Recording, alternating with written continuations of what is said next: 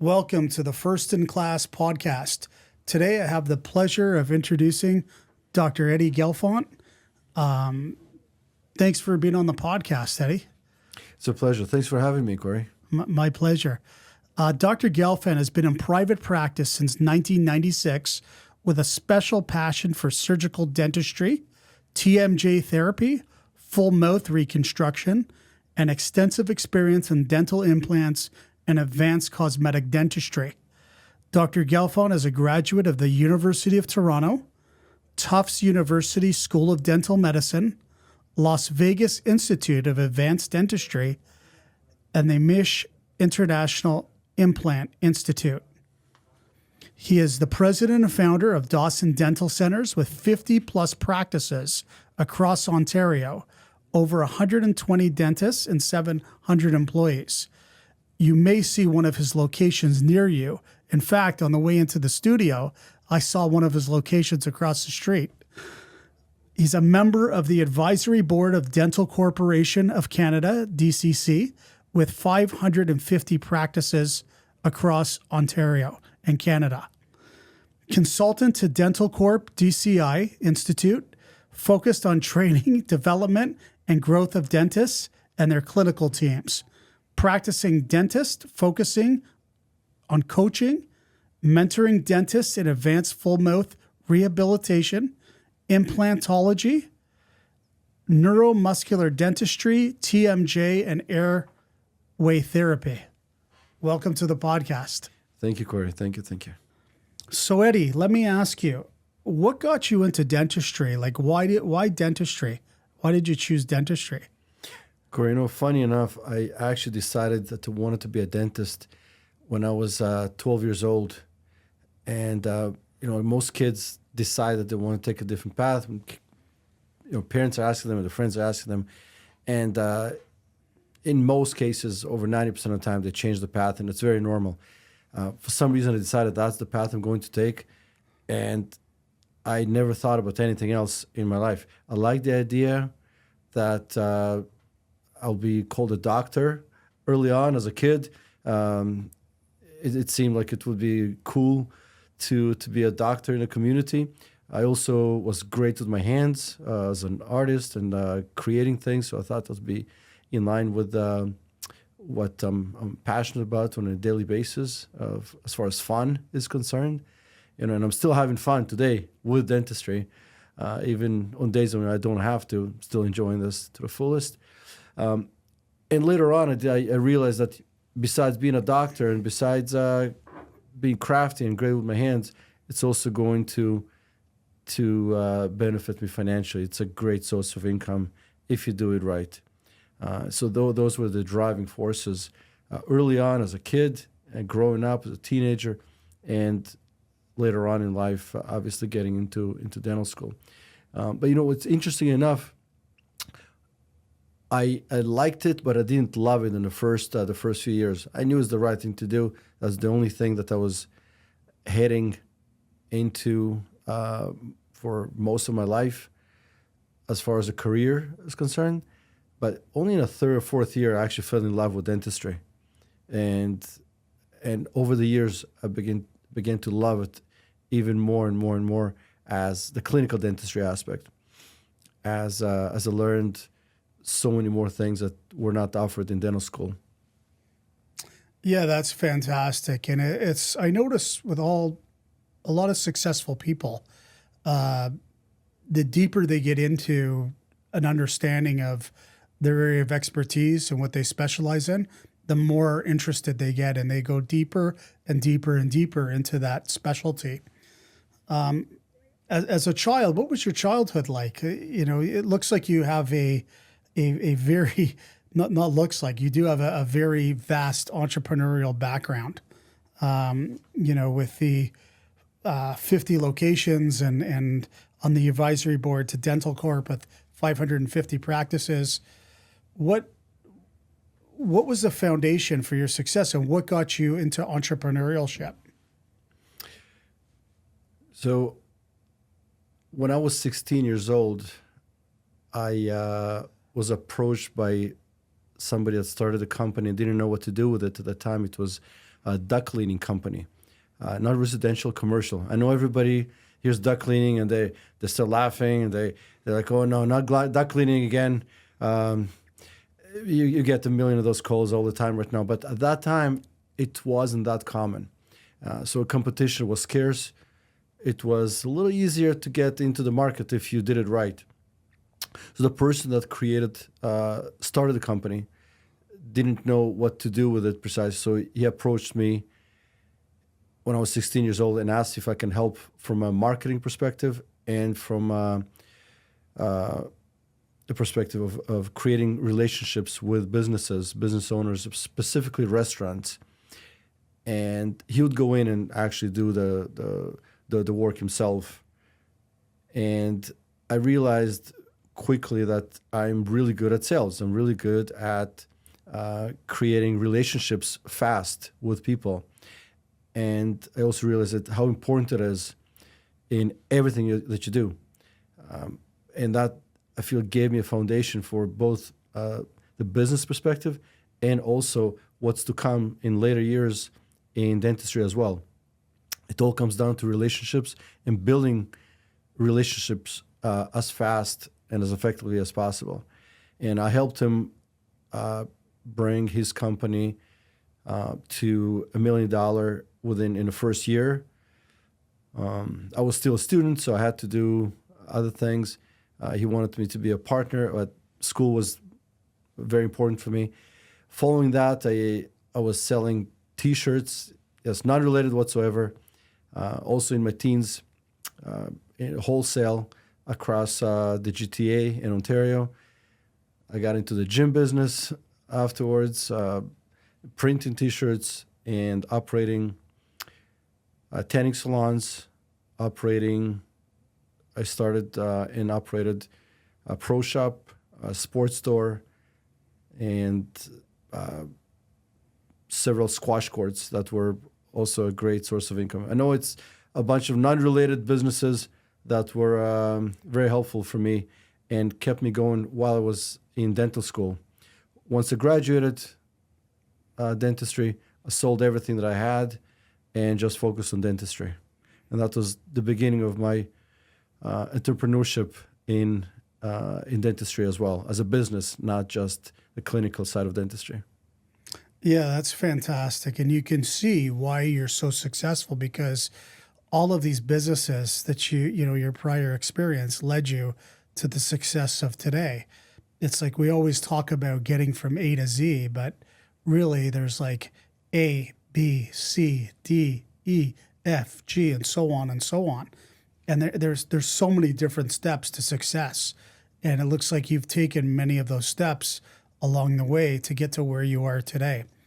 We talk about real stuff here on this podcast. Everybody sees you're successful, have lots of businesses, a beautiful home, a beautiful family, etc. But what are some of the things, that people don't see, the hard work, the dedication, the commitment?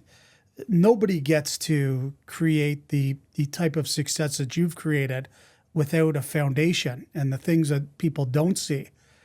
How have you built your success? Like, what are some of the characteristics and skill sets that you have that have put you, and things that you did to put you where you are today in terms of success? Yeah. Thanks for pointing this out, Cory. The majority of people look at me, and I'm sure you've heard this before, but you as well, and they just think that this guy just got lucky. He's right. So lucky. Yeah, if they only knew. and luck follows him. And don't get me wrong, they get lucky here and there with certain things. But for the most part, it's hard work. It's the hours that you put in, how many hours, how effective those hours are, how you build yourself. Are you able to recognize your faults, and can you change them? Are you willing to recognize them and take action? And how quickly are you going to take action? I feel like those were some of the really crucial things that humbled me and helped me grow.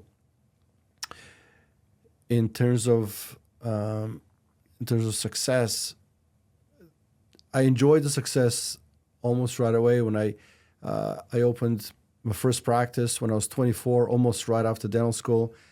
I thought that I can do it on my own. It's not a problem. I opened businesses before. Well, this time I know much more about the business of dentistry than I've known about any other business that I've opened in the past.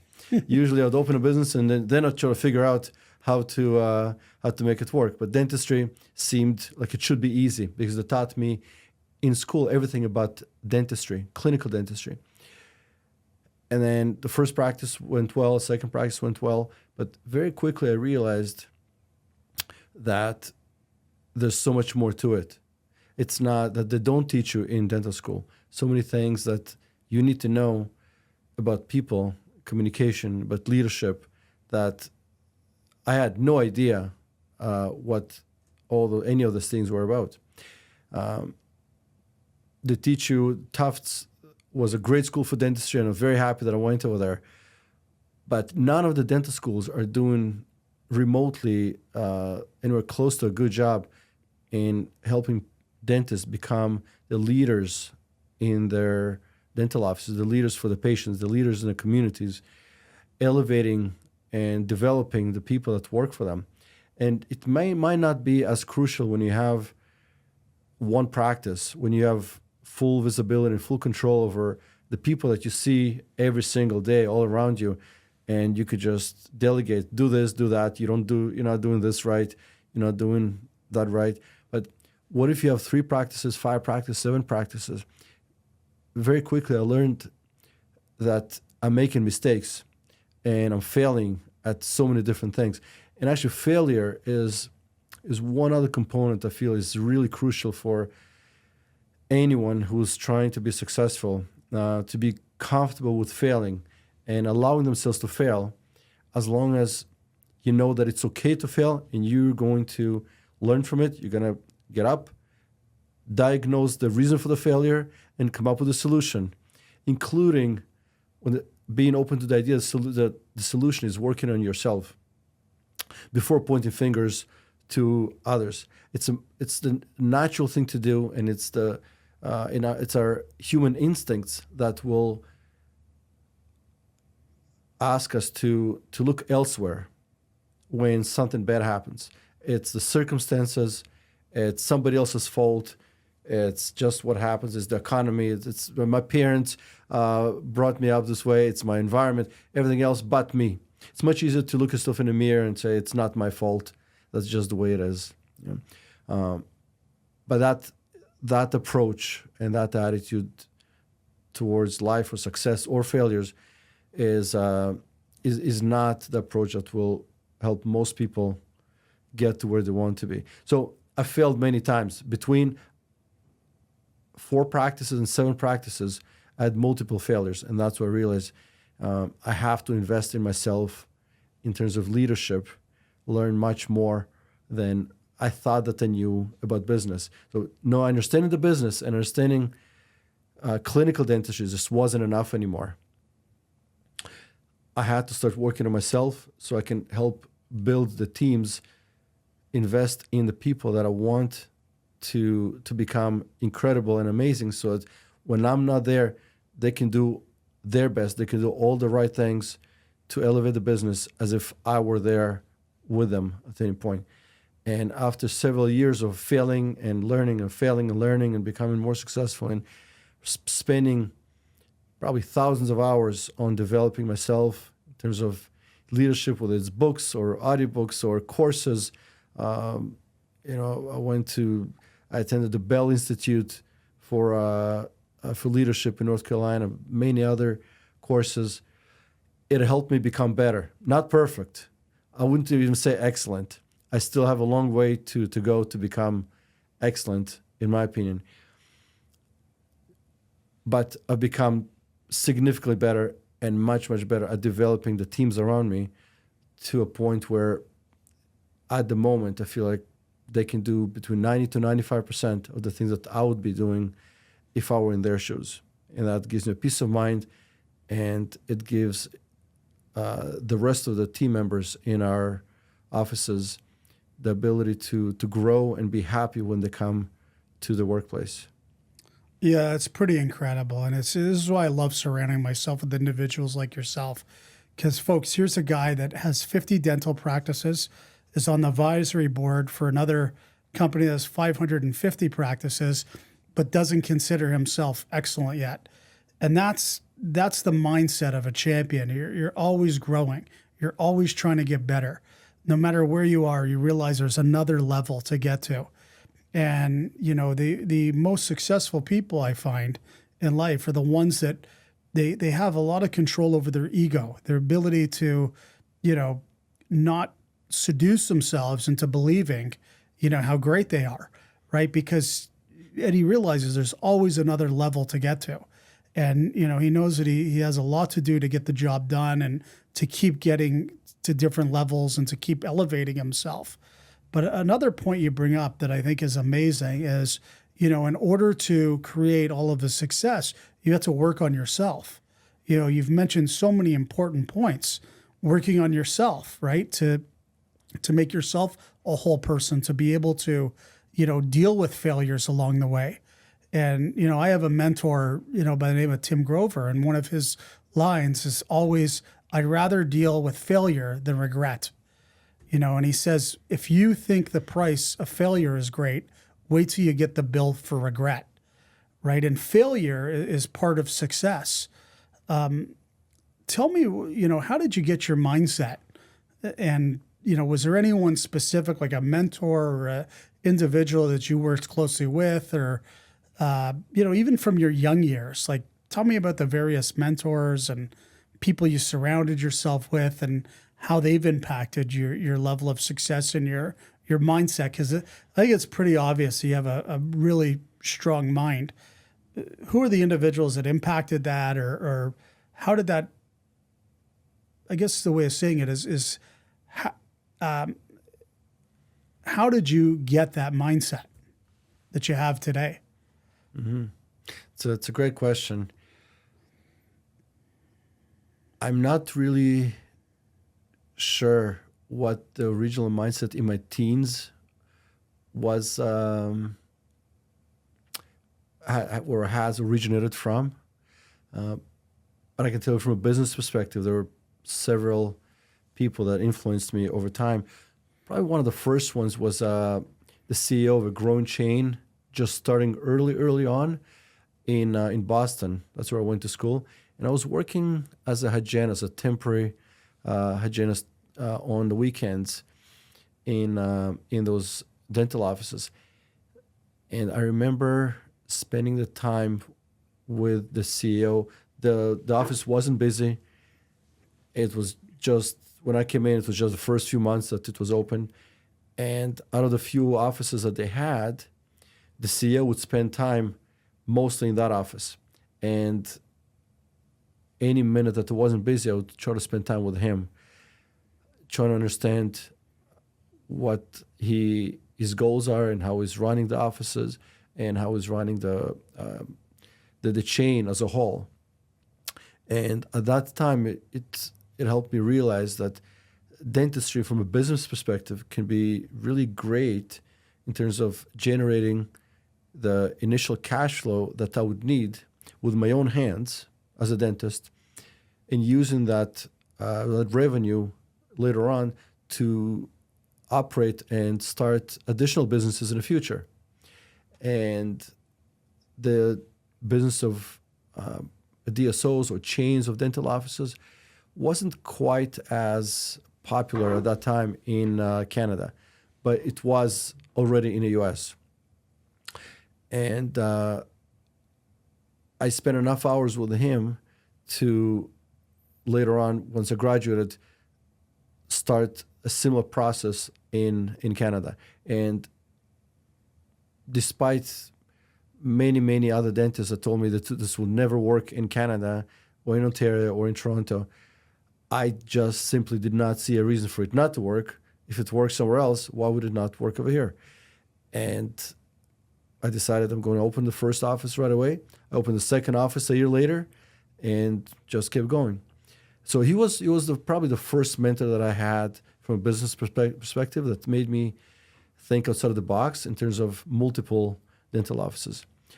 I had another dentist, not dentist, sorry. It wasn't a dentist. He was a medical doctor. He was an anesthesiologist. I had to spend a lot of time with me in my office when he was putting patients to sleep.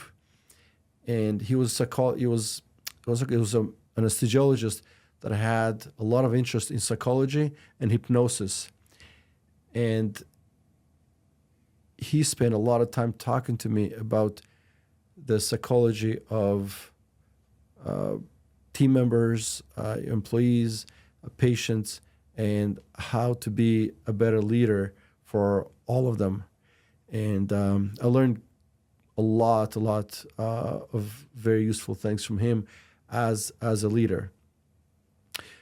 Very incredible guy. At the later time, when I got to maybe 7 or 8 offices, and it was really complex. And just to touch on what you asked me about 10, 15 minutes ago on hard work, there was a point in my life where I was working clinically at least 60 hours a week and spending 20, 30 hours at least a week on administrative stuff, on leadership and the business sense. So that came at the expense of family for quite a few years. Family, friends, all the fun that people are often doing. So that wasn't luck. I had to put in the time, the hours in order to generate enough income for the family, for the additional growth, for the revenue, and simultaneously working on the leadership and the development of those offices. So at some point, I started speaking with another dentist, and it was Howard Rocket, who owned the largest chain of dental offices in Canada back in the 80s. I believe they had over 100 dental offices. And my questions to him were always about failure. Tell me what you would change. What did you do differently? Where did you fail? And although he did share some of the successes, I was mostly interested about failures. Because I would make my own mistakes, I would fail as well. But needless to say, everybody wants to minimize the failures, so you want to learn from other people's failures as much as humanly possible. Absolutely. Yeah. And we spend a significant amount of time talking about that as well. And believe it or not, at a later time in my life, my wife was actually a big influence on me as well in terms of leadership, communication, and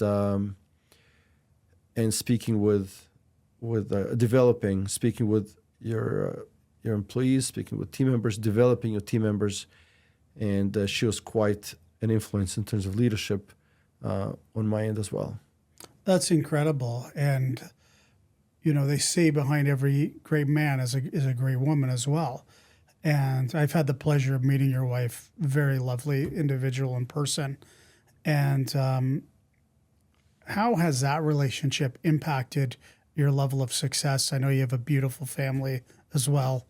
And does that keep you motivated? Like, how have they impacted your level of success and how you do things, in your life? Well, there's a point in everybody's life where you stop doing as many things for yourself and doing more for others, and for sure. And as far as legacy, and you're doing a lot of great things yourself, Cory, for everybody else all around you. A lot of the things that I do are for my kids, for my wife, for the legacy, and showing a great example as a father, as a leader to my 4 kids is extremely important to me. Leading by example is extremely important. And I do this at home. I do this at the offices. And there's several reasons why I still practice. One of the reasons, besides me loving dentistry, especially surgical dentistry, which I enjoy very, very much, I'm still connected to all my dentists.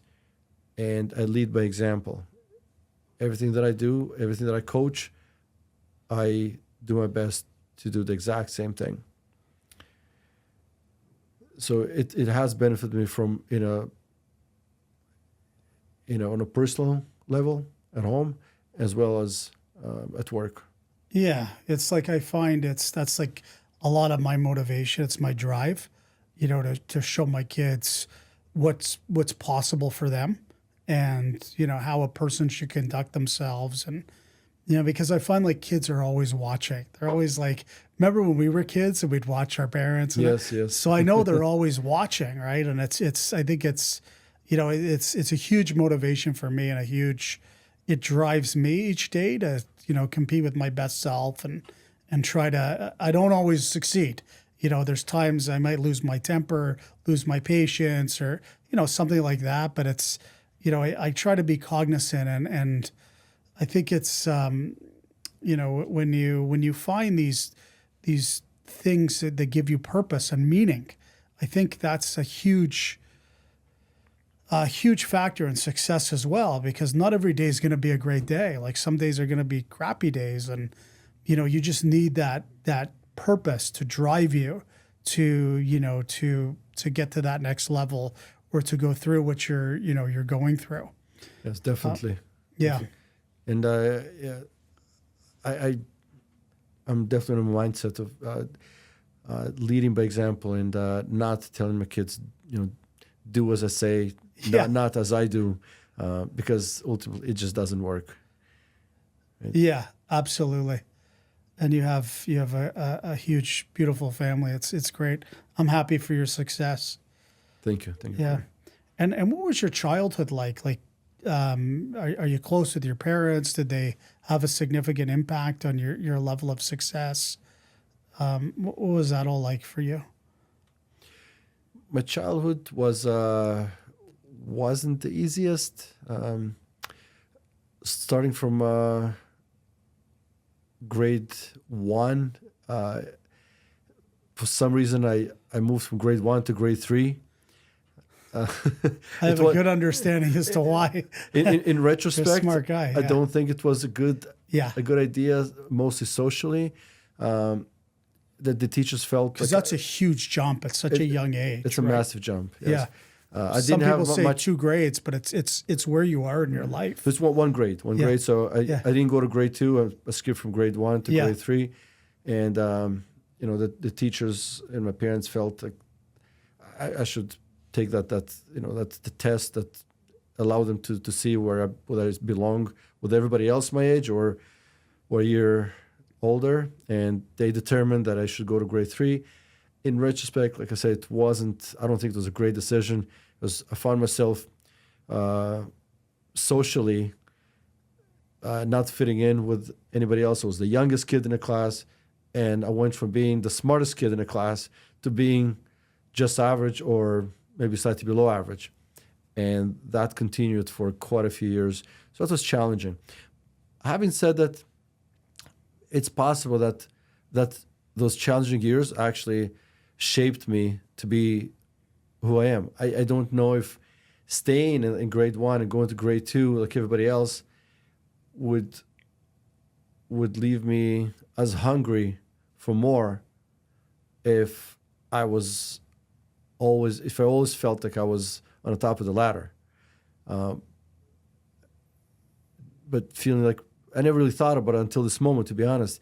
And it's very possible that feeling like, okay, now you're average, and you're not being happy with being average, but trying to be more than just average actually kept me going and made me work so much harder than I would have otherwise. So it wasn't happy with the decision. It made it very challenging for quite a few years, but maybe it was a good thing in terms of character building. Yeah, for sure. I see so much of, because I'd mentioned, in working with in having a mentor like Tim, everybody's always trying to be positive and focus on the positive, but we learn so much from the negative aspects of life as well. Like a lot of people want to get rid of the very things that, are great about them, like our insecurities, our fears, even doubt sometimes. Well, doubt not as much, but insecurity and fear and your idiosyncrasies, because those are the things that drive you, right? The wanting to fit in, the wanting to be the best, and it's dark and hard at the time that you're going through it. but it created this drive inside of you that you wanted to, again, be the smartest kid in the class or whatever it is, because it teaches you, it builds sort of a foundation and teaches you, or puts a drive inside of you, like a fuel to get that result that you want. And, everybody has insecurity inside of them. And I think when you look at the best of the best, you look at each industry, it's those insecurities, those people that have those insecurities that drive them to be, the best they can be, because they want more, they want to be better. It's that drive inside of them. So it's always interesting to look at things like that and how it's impacted you in your life and that. So you went to grade 3, and what was life like after that? Like what are some of the difficulties you dealt with? And I find that very successful people, I've interviewed a lot, not on the podcast, this is new, but in life, like, in what I do, I have a financial advisory. I've been not interviewing, but meeting with people for years and years and years. I've met with hundreds and hundreds of people. And, my area of focus is, high net worth, very successful people. And I find that those individuals that have great drive and success, it's been a level of darkness for them when they were young. They dealt with adversity very early on in life, and then they got really good and resilient at dealing with difficult times. And you had even said it yourself, like you wanted to know all about failures and that's interesting at such a young age that you would pick up on that and understand that, because we all want to talk about the wins and success, but what about the losses, right? Because that's what, your ability to overcome those losses and get better is what actually takes you to that next level. So, those dark moments and those difficult times, whether it's like kids making fun of you in school, being bullied, how like your parents having a divorce, or just going through like even COVID, right? Like our kids had to go through that. And those dark times, they help you to become more of who you are and figure out who you are and how to get out of these situations. And that's what really creates success. So what was life like after grade 3? And were there any dark moments or difficult times for you that shaped who you are today? Yeah, absolutely, Cory. It was for the first few years, grade 3 and over, I was bullied.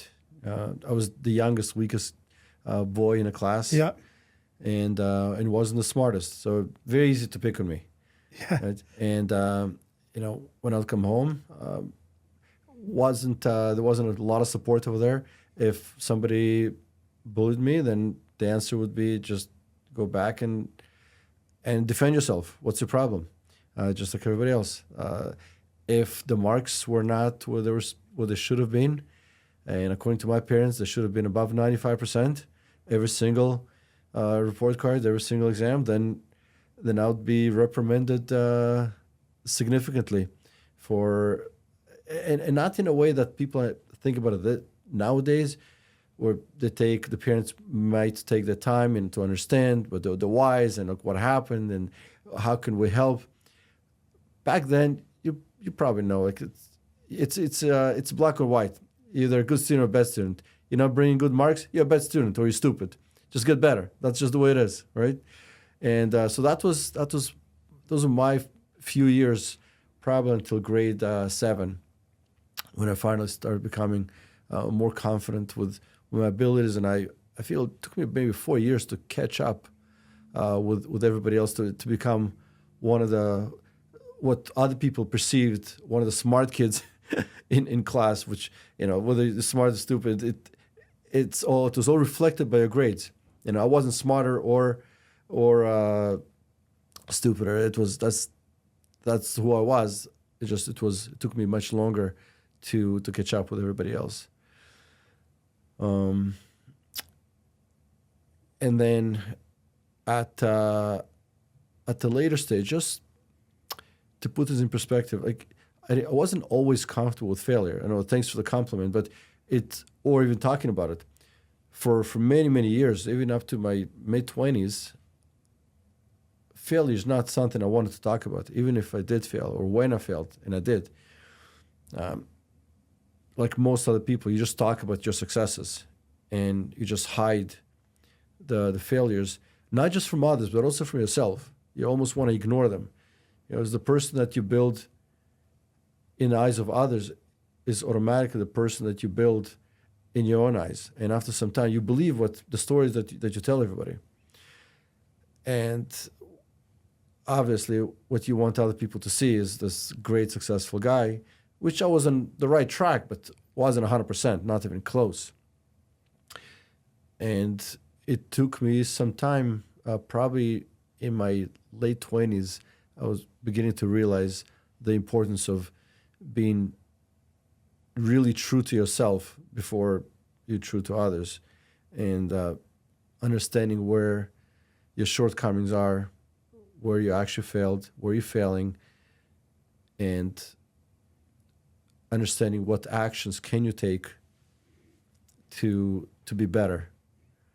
And that's where I started attending lots of courses and reading lots of books and doing everything I possibly could to improve, enhance my abilities as a leader. I belong to a CEO Global Club for several years. They've made improvements in my abilities to lead my teams. So there's endless of opportunities out there to those that want to do something about themselves and become better leaders. It is endless. You could spend probably 1,000 hours a week if you wanted to. But step number one is to admit to yourself that there's areas of improvement, and it's not everybody else around you, it's you. And number two is to create an action plan for yourself. And number three is actually doing it and learning from it. Yeah, that's fabulous. You raised so many good points, and you have shared some real foundations and characteristics of success, like, telling the truth to yourself, being someone who can call it for what it is, right? Because I often say this, as more people would be much more successful if they weren't so busy denying they already are, right? Or if they weren't so busy saying they already were, right? Because inside is, how can you get better if you can't acknowledge that you first need to be, right? So it's like most people, they don't want to deal with the responsibility and the work that's required to deal with the truth. But if you can't tell the truth to yourself and have that, that talk with yourself, that like, okay, here's where I really am, here's where I want to go, and I'm not there. Here's what I need to do in order to do that. Here's what I would need to give up, and here's my action plan, and going to implement it and doing it. Yeah. Most people can't deal with that. I think, and that goes back to, ego, right? Yes. Like the ego doesn't want you to acknowledge. You're hurting your own ego. It's being comfortable hurting your own ego in front of yourself and everybody else around you. Yeah. And I love what you said, that so many more people would be more successful if they just allowed themselves to realize that they're not as great as they thought they were. And if they would be denying their failures to themselves. Yeah, absolutely. Because as we said before, it's that failure that can help you learn from it, get better, like figure out what didn't work.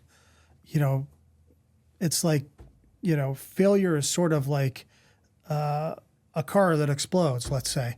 The car explodes, but if you can take those pieces of the car and put them back together again in a way in which the car becomes better and faster and more efficient.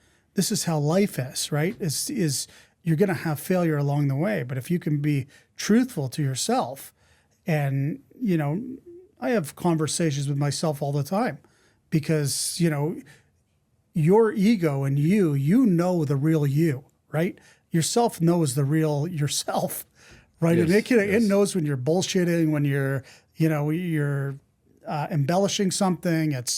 It knows. So it's like you're not fooling yourself, right? So if you go to yourself and you have conversations with yourself, that real part of yourself will tell you exactly what you need to do. So most people cannot tap into this, which is a very explosive and strong tool to be able to utilize. Like imagine having a built-in consultant that you can go to that will tell you the truth, right? So, but most people are so busy denying and afraid of this aspect of themselves and afraid of dealing with the truth that they can't utilize that to get to another level. I think that's really important. You talk a lot about personal responsibility. If I learned, from the great Tony Robbins, like when I came at a school, if the problem is out there, you've got no control. If the problem's in here, you've got all the control. So successful individuals, they take massive responsibility, right? They're always responsible for what's going right, what's going wrong, and everything in between. And I think those are what you're sharing are key foundations for success. If I were a young dentist, I would want to come to you to learn and to, figure out how to set up a proper practice, and I'd want to partner with you. How can individuals work with you that are young, aspiring dentists, or even dentists that are already successful but want to get to another level? How could they work with you? How do you work? So it's interesting that you pointed this out. For years, younger dentists would come to me for coaching and mentoring opportunities, mostly for clinical dentistry. But I see a shift in many dentists, not because of me, but maybe partially because they're exposed to me. But for the most part, I see more and more dentists that actually approach me from a leadership perspective and management perspective. What do I do and how do I manage certain circumstances and situations? And if I'm going to operate a practice, how do I deal with people and situations, not just the clinical dentistry itself, and then of course the business itself. So how do people approach me? I'm very easygoing. It can be done by email, phone call. I meet with dentists and other business owners all the time and give them advice. Doesn't matter what business it is. My passion is dentistry, of course, but I meet with at least 7 to 10 young entrepreneurs a year that want to develop a business and want to get my feedback, my advice, that in areas that are not related to dentistry at all. And it's actually a passion of mine. It's very rewarding for me to contribute to other people's success and for them to see their growth and for me to see their growth as people and business owners and the impact that they have on their teams and their families as a result of my advice, or at least partially resulting from the advice that I give a lot of people. So I'm available and open to anyone that wants my help, my advice in any shape or form. Right. And with Dental Corp, are you continuing to buy practices, or are you doing that on your own? And like, if a dentist is interested in partnering with you or wants to get to another level, is that something you do with other dental practices or dentists? Not as much anymore. Yeah. But I do consider other practices. Right. Much more selective right now than in the past. Right. If a dentist seems like a great fit from a relationship perspective, not just from a business perspective, I would certainly consider them to be somebody I would partner with or purchase the practice together with Dental Corp at this stage. And simultaneously, in many, many cases, I also explain to a dentist that wants to sell the practice why it wouldn't be a great fit for me or for Dental Corp, or it wouldn't be a great fit at this stage, and give them advice on what can they do over the next year or 2 years or 3 years to make their business and themselves more attractive to be sold on the market. Yes, so to set themselves up for success and selling the practice later. Yes, exactly. Yeah, that's great. That's really great. And in terms of in terms of are you doing any business in the U.S. now, or any stuff like that? Like looking at any practices there? Have you guys thought about expanding at all, or any stuff like that? I am. So this venture is not related to what I'm doing in Canada, Right. whatsoever. Yes, expanding into the U.S. and I'm currently operating a chain of dental practices in the U.S. and I'm the major shareholder of those practices. And there are many opportunities currently in place, and we're currently working on quite a few dental offices that are likely to be a part of our group in the U.S. That's So fantastic. that's the current goal, yes. Yeah, that's another goal. Very, That's very amazing. exciting.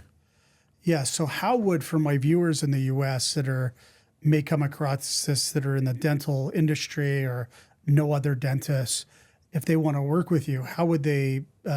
Is it something that you look for, or do you want to be approached, or how would you? What do you look for when working with, or taking on a new practice? What are the things you look for? I mean, you said one of them for sure, and I think relationships are extremely important to you. The individual that you're working with, that you see eye to eye, and you can support each other. But what else do you look for, and how would they connect with you? So I'm going to retract for a second and go to Stephen Covey. I highly recommend. He was one of my mentors. One of my favorite books. And Seven Habits. So the 7 Habits, I went through it so many times. One of the things, so I highly recommend to anyone who hasn't read the book at least 3 times to start reading it or listen to the audiobook. And every time you're going to go through it, you will discover other things that maybe you could do more of or better. And because that's what happened to me over the years. And he, in his thought process, made a huge difference in my life and how I view things and how I operate.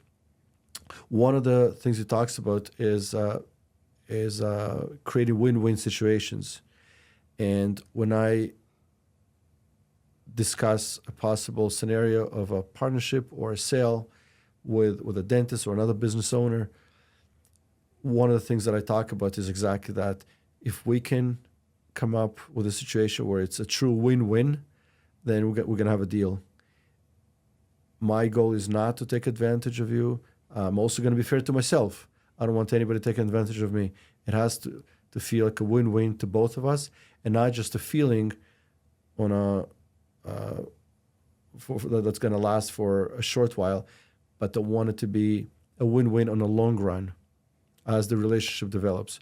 So I'm not looking for practices where a dentist wants to retire right away or wants to sell and do something else in his or her life, but somebody that wants to become a partner in every sense of the way with me, with our company. And we have quite a few people that approach us, and there's several people that we've approached that we considered partnering with them, where it felt like it would be a great long-term relationship, and we're still going through the process of discovering what it's going to look like. And only once we get to a point where it looks like a real win-win situation for both parties, that's when we go ahead and create a deal. Yeah, it's great. And sometimes, like, even though the dentist might have a practice and, might be doing X revenue, and, bringing a partner in because of your experience and track record of success and the processes that you set up and education that you provide, even though they're a partner, they may be, producing more as a result of your expertise, your experience, your training, your education, your ability to take a practice and obviously make it run like a fine-tuned machine. I would expect, because you have so many practices yourself and you have such great experience in running a practice, you would know the intricacies of how to get this practice to a whole other level. So it could be potentially dentists that want to get to another level, that are looking for a partner that that's going to help them get there as well. Absolutely. And both in Canada and the US, we're not really looking to open new practices, but really partner with I know what you mean. with existing dentists. The first 8 practices that I had, I opened from scratch, from zero. I was very comfortable with new businesses. But once I established the culture and knew exactly where I'm heading, that's where we started acquiring other practices, partnering with dentists. And I still have a lot of those dentists that I've partnered with still working with me. Some I've been working with for 15, 17, almost 20 years that are still there. And that to me is the greatest compliment, where they want to be there, they have other opportunities, they could be doing other things with other people, and they're still here supporting me, supporting the relationship and the partnership. And that's exactly what I'm looking for in the US as well. If somebody feels that they want more, they don't have enough time on their hands, they need support with either finance, marketing, talent. Dentists don't like finance. Dentists don't like recruitment and training of new employees. They just want to get in, do the clinical work that they were taught at school. In some cases, remain the leader for the teams, for their patients. But really, we help significantly with all the other aspects, and not only decrease the amount of time that they spend on all the administration that they used to do in the past, but also enhance operations, make them more effective, easier, smoother, cut costs in many ways because of our buying powers. So ultimately, everybody benefits. Do you think about your future much? I think about the future, not much. I think about the present much more. Yeah. And what in a short-term goals, but the long-term goals are always in the back of my mind. And there are multiple things that are considered. People ask me about consulting. People ask me about speaking in public to other dentists, other business owners. There's multiple opportunities. For now, that's all I'm doing. And even podcasts, in the past, I said no to people in interviews, but I'm happy that Cory, you asked me about it. I'm happy to be here and share my story, and I hope it inspires as many people as possible. And I'm here to help anybody else that wants additional coaching or mentoring. And who knows, maybe at some point I'll be doing this on a mass scale, speaking in public to business owners and doing more private consulting. Yeah, that's fantastic. And we have that in common. I think from the minute we met, and I'll give a shout out to the person that introduced us, Marcy Cook, right? Yes. The amazing real estate agent. So shout out to Marcy. She's similar to us, really focused, hardworking, cares a lot about other people, always involved in the community. And I love surrounding myself with people like that.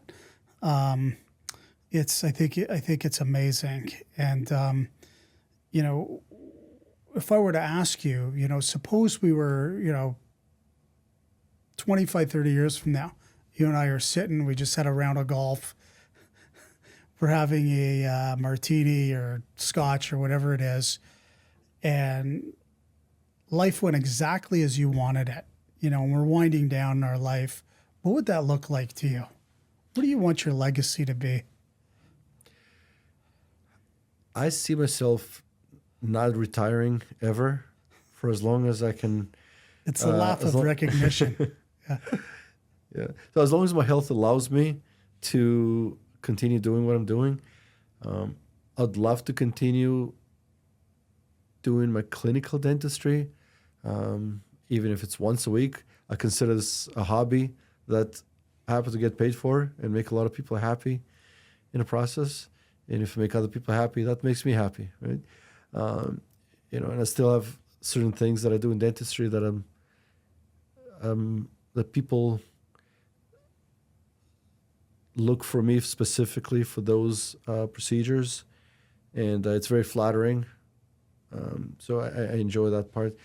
But even more so, I can see myself doing at least a cut 2 to 3 times a week of consulting and meeting with people and coaching young business entrepreneurs, as well as not so young entrepreneurs who have challenges or don't have a lot of challenges but don't know where the challenges might be and want to grow more. That's where I see myself spending most of my time, and needless to say, also helping my kids with their personal development, their growth, if I can, and as long as they listen to me. You know what it's like when kids get advice from their parents. It's not always as effective as they get the same advice from a stranger, but I'll keep doing it for as long as they listen to me. And my wife as well. She's fantastic. She's a great speaker, and she's developing her own consulting career in business, and she has her own strengths. So in any way, shape, or form that I can contribute, I'm always going to be there for both my wife and for my kids. That's great. You're a dedicated family man. It's very impressive.